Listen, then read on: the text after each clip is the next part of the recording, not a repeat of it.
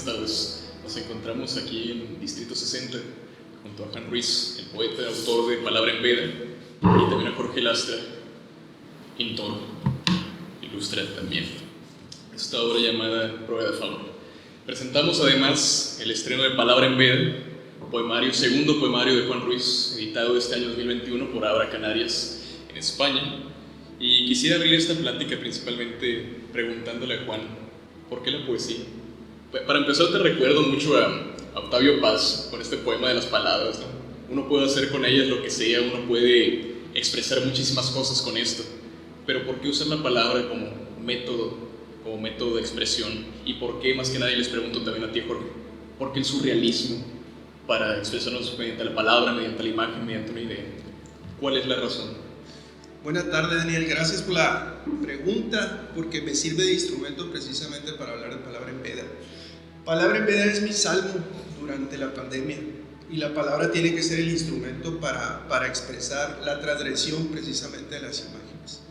Lo que yo pretendo en Palabra en Veda es precisamente transgredir ese toque de queda que tuvimos todos durante el periodo de la pandemia. Sin lugar a dudas, la pandemia a todos nos va a dejar un aprendizaje, pero también nos va a dejar un rictus. Y ese rictus y ese silencio, de alguna manera, yo lo traté de sanar a través de Palabra en Veda. Entonces, mi forma de protesta durante esa transgresión a la intimidad de nosotros, al veto de hablar en público, sin cubrebocas y toda esta parte, precisamente me llevó a escribir Palabra en Veda. Jorge, ¿qué me dices tú? ¿Por qué la imagen del surrealismo aparece en tu obra? ¿Desde cuándo viene?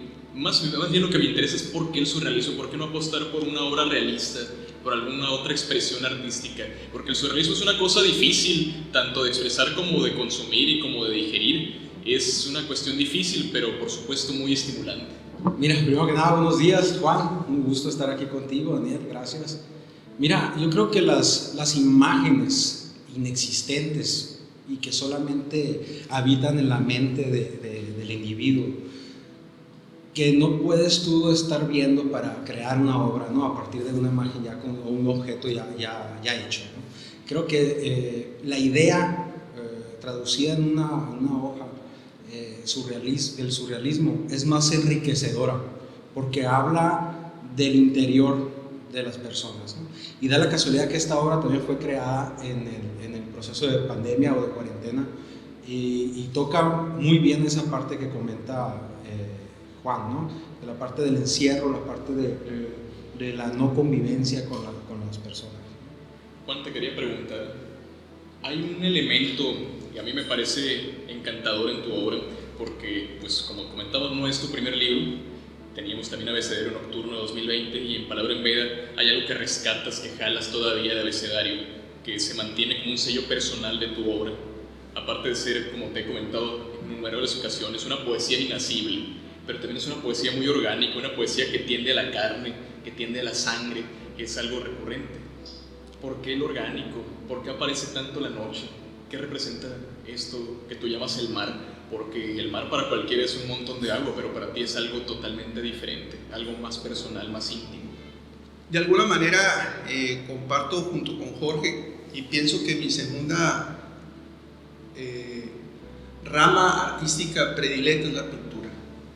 Las artes plásticas para mí es una forma de transformar y es una poesía, pero a base del pulso y a base de imágenes. Y creo en esa transgresión, creo que la noche y el agua es un elemento cardinal en la poesía mía porque engloba de alguna forma no precisamente el agua en sí, sino una serie de cataclismos que se dan durante el pensamiento, durante esa parte que tratas de exteriorizar y sobre todo esa realidad que intentas resarcir a través de la poesía. Entonces es mi forma de transgredir y de alguna forma de resarcir esa realidad que no responde a las necesidades de nosotros. Jorge, estamos teniendo una muy agradable conversación acerca de algunos otros artistas plásticos, algunos artistas cineastas, poetas, entre otros. Hablamos, por ejemplo, del ejemplo de Guillermo del Toro, acerca de este libro donde explica el origen de sus monstruos. Yo te quiero preguntar, ¿de dónde salen todas estas quimeras? ¿Dónde vivían antes? Mira, Me encanta a mí esa pregunta, ¿no? Porque yo trato de pintar a partir de mi persona. Creo que mi obra ha sido muy biográfica. Y en este encierro, en especial con la creación de esta obra, yo me ponía a pensar, ¿no? Que a la gente le gusta lo bonito, ¿no? Lo que es agradable a la vista, lo que te da paz, ¿no? Pero a mí me gusta hablar de lo que tuviste que haber pasado para llegar a ese producto, ¿no? Bello, ¿no? A mí me gusta hablar del error, porque sin el error no hay crecimiento, ¿no? Sin el fracaso no hay triunfo. Entonces se le estigmatiza al error como algo malo, cuando en realidad es la oportunidad para crecer. En esta obra que yo hice, Prueba de Fauna, hablo de la creación del ser vivo, ¿no? de todo lo que conocemos, pero de todo aquello que tuvo que haber salido mal para ser lo que somos ahorita, ¿no? Entonces es una historia como personal de todo lo que tuve que pasar para poder llegar a esa obra, ¿no? Es como si tú pelaras una cáscara y en vez de pintar la naranja, pintar la mandarina que pelaste, pintas la cáscara, ¿no? Necesitas de esa cáscara para que crezca la mandarina. Y a eso se va la obra. Y creo que en esta pandemia, en el encierro, un crecimiento personal para todos nosotros. Comprendimos que las cosas más importantes en la vida son aquellas que son intangibles y que son gratis, ¿no? El estar con la familia, el tener la oportunidad de crear, tener la oportunidad de escribir, creo que eso nos hace grandes. El tiempo, la oportunidad, El tiempo. todo lo que tenemos que, digamos, recuperar de lo que tenemos perdido y lo teníamos enfrente. Y por eso voy contigo, Juan. Y hablando de las imágenes, como me comentabas hace un momento, tu poesía está llena, cargada de imágenes surrealistas, cosas que realmente a veces no dejan espacio para la paz, sino también para movernos el tapete, para sacarnos de quicio con algunas palabras bastante punzantes, siempre te he comentado, ¿no? Y abogando por la cuestión de la imagen y que nos comentas que la pintura es tu segundo arte predilecto, ¿qué es lo que transmite tu poesía, Juan? En tu obra yo veo muchas imágenes disfrazadas de palabras, pero tu poesía transmite o propone una imagen o más bien una idea. Bueno, yo me considero una persona amante de la estética, y cuando vi concretamente esta obra, esta pintura de él, vi que de alguna manera tenía una conexión con lo que yo estaba tratando de transmitir.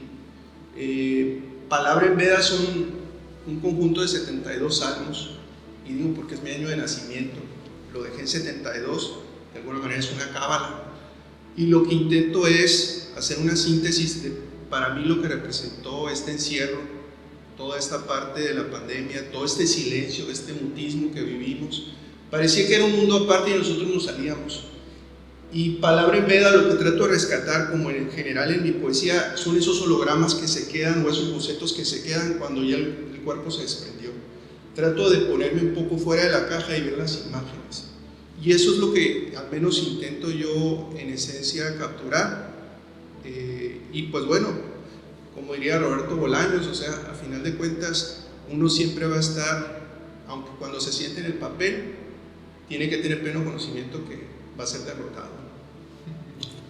La derrota es un derrotero bastante trillado, pero que sin duda nos deja grandes satisfacciones, como mencionamos hace un momento. Todo lo que perdemos, todo lo que ganamos, a veces va más allá de lo evidente. Y por ende, también quiero preguntarte, Jorge, y bueno, también la pregunta es para ti, Juan, ¿cómo relacionamos Palabra en Veda con Prueba de Fauna? ¿Cómo relacionamos la pintura con la poesía? Especialmente en este trabajo que es en conjunto de los dos, tanto por el lado poético como por el lado pictórico. ¿Cómo piensas que relacionamos? Me encantaría poderle dar palabra a mi obra, ¿no? Dejo que la obra hable por sí sola. Creo que el puente es, ahí está, la gráfica explica un poco lo del encierro que se vivió ahora con la pandemia, de todo aquello que tratamos de ocultar o que no nos gusta decir, y la imagen se encarga de eso, ¿no? Creo que Juan se enamoró de la obra como yo me enamoré de su escrito, y que digamos a lo mejor no tiene un puente tan claro, más sin embargo se tocan en la profundidad, ¿no? Siempre hay una conexión, de una manera u otra, que nos lleva por relación, ya sea temática, por relación estética, que nos lleva a conectar un arte con otro. ¿Tú qué piensas, Juan, al respecto de la obra de Jorge? ¿Cómo se relaciona con lo que tú hiciste? Sin entrar en materia, porque Filosófica. el autor aquí está, y algo que siempre he escuchado y lo tengo bien claro es que solamente el autor de cualquier tipo de obra, ya sea literaria o plástica, es el que sabe en ese momento que estaba pensando. Pero mi concepción de la obra, cuando la vi, es que era el mundo resumido y de alguna manera capturaba esa imagen global de un mundo surrealista. Al menos así me engloban los prologistas de Palabra en Veda. En este caso tiene dos puntos de vista, ¿no? Dos prólogos. Tiene el punto de vista filosófico de una persona, de un cubano radicado en Costa Rica, de Eduardo Vladimir Fernández, que aporta un abordaje distinto, no literario, sino desde el punto de vista filosófico, y aporta también la exquisitez plástica y de la maestra Alcira Teresa Lupijan, que es una maestra de literatura en Tandil, Argentina. Entonces, Palabra en Veda se arboló de muchas imágenes, y para mí la imagen de esta pintura de Jorge, que se llama Prueba de Fauna, pues engloba el concepto del libro en cuanto a ese mutismo de ver el mundo desde el exterior, ¿no? Parecía que el mundo caminaba con sus propios pies y nosotros estábamos en cámara lenta, o yo me veía en una película, y que para mí fue algo extraordinario, ¿no? O sea, lo que estábamos viviendo, ver las noticias, la gente en el toque de queda desde la ventana, los policías o la Guardia Civil en España, de repente los veías cuidando que la gente no anduviera en la calle, retirando a la gente de la playa. Todo eso para mí fue un fenómeno que me impactó, y de alguna manera en Palabra en Veda lo trato de resumir. Todo eso que acaba de decir te lo voy a robar completamente para explicar mi obra. Es lo que te digo, pues no, me encantaría poder tener las palabras adecuadas para explicar mi obra, ¿no? Pero como le digo yo a mi esposa, déjame pintar y que el espectador termine mi trabajo. Algún artista ya lo dijo por ahí, no recuerdo quién exactamente, pero creo que el puente es ese, ¿no? En la identificación que puede tener alguien con una canción, con una obra pictórica, con un libro, con un poema. Pues emprendamos entonces un viaje de la lengua, emprendamos también un viaje hacia el interior de estos dos genios. En Palabra en Veda conocemos Prueba de Fauna, conozcamos también qué es lo que nos lleva a Palabra de Veda. Por eso quiero señalar en particular un poema maravilloso que fue el primero de los que fueron concebidos para Palabra en Veda. Es un poema que tiene un título bastante fuerte, un título bastante estimulante, algo que nos lleva a movernos, a hacernos estremecer, que es Verdor Autista. Y viene citado además con un epígrafe de Juan Ramón Jiménez que reza: y en una algarabía ardiente y loca, ladras a los fantasmas vanos que mudas sombras me amenazan desde el desierto del ocaso. He sido tantas veces un pífano intentando despertar piedras, que roa y martilla el verdor autista de las estatuas de la noche, el beso de sal de la medusa que deja su rastro en el oleaje de acero, que se hace el cierzo que huyó de su orfanato buscando la hermandad de la ortiga. Por momentos parezco la calca que esculpió la pasión del deshielo, la asimétrica ruta del viento y el pulso esquizofrénico de la rama, el signo infalible de guerra que zanja día a día en mi rostro al tiempo y que me despierta con el tranvía febril de los calendarios. En un impasse intento ir como relámpago a la patria líquida del cormorán, tal vez al destino pantanoso de los párpados y las voces, al breve túnel donde se descarrían en un instante las horas, a la lejanía del hipódromo donde galopan cuerpo a cuerpo los ecos. Por ejemplo, en esta tiene un cierre maravilloso, ¿no? El galopar cuerpo a cuerpo de algo intangible, inacible, como son los ecos. Pero háblanos acerca de este poema que tanto hemos comentado a lo largo de casi 2 años de su concepción. Sí, Verdor Autista fue la primera pieza, el primer poema que escribí durante la pandemia, y fue que de alguna manera el trazo y el que me marcó el rumbo del título. Aunque el título siempre se sometió al escrutinio de los editores, y siempre me dijeron, en ese forcejeo que siempre hay, ¿no? En esa relación que tienes más con el editor durante la maquetación del libro, durante la corrección, que tienes una relación tan íntima más allá que con tu mujer, ¿no? Hasta tu mujer se enoja, porque el editor está, hable y hable, está, oye, cámbiale, quítale. Me trajo una anécdota. Sí, no, yo creo que a mí también me trajo una anécdota y ese siempre celo, esa espera y todo esto, pero Verdor Bautista fue la primera pieza de Palabra en Veda y que marcó de alguna forma el rumbo de lo que yo quería transmitir, ese mutismo que iba volando todo el 2020 a partir de marzo, que lo empezamos a ver en las noticias. Palabra en Veda me parece un poema orgánico que trata de traducir ese follaje que se fue dando de silencio durante el tema de la pandemia, ese silencio, ese toque de queda. Y usé a Juan Ramón Jiménez porque me parece que es uno de los poetas más sobresalientes de la generación del 27, ¿no? Para mí, desde la primaria recuerdo Platero y yo, pero realmente Juan Ramón Jiménez me emula a mí mucho de mi infancia y la verdad considero uno de los poetas más grandes de la época llamada de plata o de la generación de 27 española. Creo que todos en esta pandemia experimentamos un silencio ensordecedor, ¿no? Así es. Y yo creo que la pandemia ha sido también el caldo de cultivo para muchas otras cuestiones de acercarnos o desacercarnos, alejarnos de algunas cosas. Pero entre ellas me llama mucho la atención que es el arte que ha proliferado, ya sea la pintura, ya sea la poesía o la música.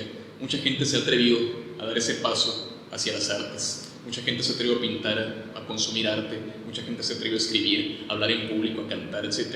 Y a mí me parece algo maravilloso. A pesar de todo lo que nos ha traído de malo lo que fue la pandemia, siempre creo que el arte fue, como me dijo un profesor alguna vez, siempre es el arte lo que salva. Y es lo que nos está salvando hoy en día. Y así como hay muchos otros que quiero hacer hincapié. Entre ellos hay uno en particular que le tienes un cariño especial, que tiene un título bastante duro. Contrasentido es un poema que va dedicado a un hermano mayor, se puede decir, que justamente falleció el año pasado, ya hace un año, en agosto, y fue precisamente de cáncer de pulmón. Él no fue víctima de la pandemia en sí del COVID, y hice una promesa de alguna forma con su madre, que fue mi maestra de pintura, justamente, aunque soy pésimo como pintor, yo eso se lo dejo a Jorge. Me dio óleo y me dio clases de pastel, pero también fue mi maestra de idioma. Ellos son una familia que vivió en San Francisco, en California, de origen de Guaymas, y él fue de alguna manera de esas personas que me dio por llorar unos días cuando él se fue. Me abatió mucho el fallecimiento de él porque estuve en sus últimas instancias del cáncer y siempre tuvimos mucha plática, y fue una de las personas que musicalmente también en mi gusto musical me sembró mucho lo que ahora escucho, ¿no? El blues, Cream, Eric Clapton, el jazz y todo eso, ¿no? Contrasentido lo escribí a los 2 días. Su mamá tiene 96 años, está postrada en una cama y me dijo: escribe, Juan, algo para Pablo. Y le dije: ya traigo algo. Yo lo había publicado en mis redes sociales, me senté y se lo leí en la cama, y de ahí surgió Contrasentido, a los 2 días que él falleció. Damos lectura entonces a Contrasentido, dedicado a Pablo Ávila. En este momento que sucumbe todo, voy en contrasentido a las horas. No son las varas de luz del suelo, la tundra de un insomnio a gatas o el terremoto de hojas, el sueldo de libertad que paga el aire a los árboles. Dentro de esta bolsa de cansancios, el sabor de humo y luna de la carne, el petricor de sangre respirando la quemadura azul y mancha de reflejos. A la intemperie, los utensilios del alpinismo misterioso de las arañas. Por momentos, me vuelvo un síncope en fuga de los estertores del reloj y desconecto la respiración de la mirada del monitor de la soga. Mientras la linfa del silencio respira, contempla desmoronarse el dominó, que siempre tiene esta cuestión orgánica que mencionamos hace un momento. Pero recordemos que la muerte también es parte del orgánico, y es algo que prolifera en ambas obras, tanto tu obra plástica, Jorge, como tu obra escrita, Juan. Lo orgánico, lo que nos lleva de un punto a otro, lo que es lo vital. Y esto es el arte, a fin de cuentas. Entre otras cuestiones, ¿no? Hablábamos de música también. Jorge, yo te quiero preguntar, hablando de cuestiones de sonido, mientras tú pintas, mientras sacas esa quimera, quién sabe de dónde, de tus sueños quizás, al momento de traerla hay algo que te suena, que está, digamos, amenizando tu camino por la pintura. Claro, y a todas horas, ¿no? Creo que todos trabajamos un poco con música y varía demasiado, todo depende del día y de cómo me levante y de qué humor, ¿no? Pero creo que a mí me gusta mucho pintar con música clásica, contemporánea o ya de más atrás. Creo que la música clásica te da esa armonía y esa tranquilidad para poder escuchar tus pensamientos. Entonces, la mayor parte de las veces escucho eso. Y también por ahí un poco de jazz también. Eric Clapton también es de mis preferidos. Y Pink Floyd. Y cuestiones más alternativas, ¿no? Bueno, la cuestión del viaje es evidente. Como lo he visto, Pink Floyd siempre es un muy buen catalizador para ese tipo de cuestiones. Así. Pero pues uno nunca aprende a caminar, diría el escarabajo. ¿Qué es la poesía como camino? Yo pienso que es la verdad del hombre. La poesía, pienso que es la herramienta y el camino que nos ayuda a conectarnos con la realidad, con el ideal del hombre. Hay muchas definiciones que se me vienen a mente. Lorca, que es la unión de dos cosas. Pero para mí la poesía es el camino que ayuda a resarcir el estado ideal del hombre y sobre todo es la respuesta a la realidad. Yo cuando empiezo a rebotar de alguna manera las palabras y las letras, muchas veces de una palabra desmenuzo poco a poco el concepto de todo el poemario y voy hilando y rebotando ideas. Un día me comentó el maestro Andrés Cruchaga, poeta, me dice, un poeta salvadoreño que admiro mucho, que estilísticamente para mí ha tenido un impacto muy importante. Como también puedo mencionar a Miguel Beirat, un poeta andaluz que vive en Sevilla, que su poesía pues es hermética, maneja muchos símbolos, muchos cerrojos, maneja un verso corto pero que de alguna manera nunca termina, ¿no? Parece una serpentina que nunca termina y se va haciendo una espiral. Pero para mí, me decía el maestro Andrés Cruchaga, tengo muy presente, poeta, la poesía hay que dejarla reposar, porque para usted al día siguiente se mueven un poco las cosas. Y es cierto, he encontrado que es verdad. A veces uno cuando ya la publica, pues ya lo que uno escribió no es del dominio de uno, pero de alguna manera cuando quieres hacer correcciones, ya te quedas con la primera fotografía, ¿no? De la imagen. Y yo soy una persona que trata de escribir a través de las imágenes que ve, a través del tragaluz. Entonces para mí la poesía es esa forma de buscar la realidad y la forma de resarcir el estado ideal. ¿Qué te diré? Ya 2 poemarios en la bolsa. 3. Ya son 3. 3. Uno que no quise publicar con una editorial de Colombia porque no me gustó la edición y porque creo que lo que yo estaba buscando en ese tiempo se llama Ardientes Ceniceros, no era la línea y el trazo, y he tratado de respetar el trazo surrealista que yo estaba buscando. Pero en algún momento ha de ver la luz. En algún momento, quién sabe, porque el maestro Mario Benedetti hubo cosas que dice que se arrepintió de haber publicado y yo no quiero vivir con ese remordimiento. Pues muchas gracias, Jorge. Un lujo trabajar contigo. Y esperemos que volvamos a trabajar juntos, ¿no? Esperemos, Dios mediante, que colaboremos otra vez. Nos va a unir el universo de nuevo. Ni tú vas a dejar de pintar, No. ni yo de escribir. Ni estando manco, ciego y sordo dejaría de pintar. Ni el señor de tocar porque es cantautor y también escritor.